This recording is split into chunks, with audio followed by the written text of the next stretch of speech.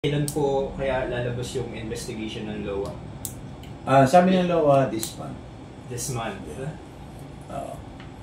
This month. Kasi sila mismo, mahirap yung kwento lang sa kanila. Sabi ko, mag-investigate kayo, i-inspection nyo yung mga leak. Para sabihin na totoo lang yung sinasabi. Pero tingin ko naman yung naghihintay na lang silang decision eh. Kasi nakausap yung administrator ng LOA, nagpadala na sila ng mga papeles sa Malacanang na 3 box ata o 2 box na puro reklamo. Tsaka yung mga lahat dito na reklamo, yung binigay sa akin na reklamo, pinapadala namin sa LOA. Para meron kami rason na makita nila na talaga may nagre-reklamong tao. Actually sa 888, ang dami kong sinasagot. Diba? Sa 888 yung sa Malacanang, lahat yan nagreklamo dito sa castle, sa ano, kasi minsan wala mahina talaga yung tubig.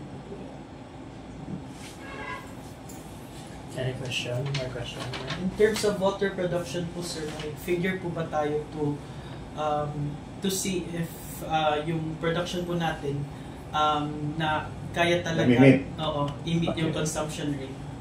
Actually, kulang pa tayo, pero sa ngayon na production natin, kasi yung planta natin ngayon, meron tayong 230 MLD, million liters per day. Meron tayo sa Dagami na planta at saka diyang Calabalawan. Pero maliliit lang yan. Namimit yung standard niya, yung kailangan ng tubig. Ang problema nga ngayon, maraming leak. So hindi maabot yung tubig. Yung planta ng production, may tubig. Pagtakbo ng tubig papuntang Tacloban, wala na. Lumalabas na dun sa mga kanal, sa tubo na main pipe, kasi may mga leak. Pero kung wala yung leak, sure ako, 100%, may pressure ang Tacloban. Nakita niyo naman sa 2 taon, pang 3 years ko lang ngayon eh. Sa 2 years namin at sa 2 years na operation dito na ako na yung manager, maganda ang takbo. Nabigyan pa nga ako ng award eh. Ngayon nahiya na ako kasi pag 3 years na, doon na sila pumalpak eh. Hindi na naayos yung mga leaking, hindi na naayos yung mga deliverables na binibigay nila. Yung first and 2 years, okay yung mga contractor nila, 24 hours yung contractor nila, maganda ang pressure ng Tacloban. Ngayon, as in, humina talaga, puro reklamo. Diba? Kung mayroon kayong hose, may punit yung hose, dati dumadating, umakabot sa kung saan, ilang metro. Pero pag may leak dito, wala na. Nandito na lang sa banda. Wala na talaga. Kasi hindi na nga namimit yung pressure niya. Ganun talaga yun. Sir, yung inaction po sa leaking, yung kawalan ng action sa leaking, masosource ba yung problem natin dito sa manpower? At yun nga, yung hindi daw nababayaran yung mga workers. Yan, problema talaga yun ng prime water. Kasi pag hindi nila yan, hindi nila maayos, lalo matatanggal sila. Kasi pag yung LOA, mag-decide na talaga, sabihin, wala kayong ginagawa, talagang tatanggal. Di ba? E sino naman ang gusto na ganyan serbisyo kung ano. Although, binibigyan natin sila ng consideration, pero dapat ayusin din naman nila yung trabaho. Hindi masisira tayo sa tao dahil lang sa kagagawan nila. Mali naman yan. Talagang maski si Presidente, hindi talaga papayag. Actually, nag-announce lang si Presidente, di ba?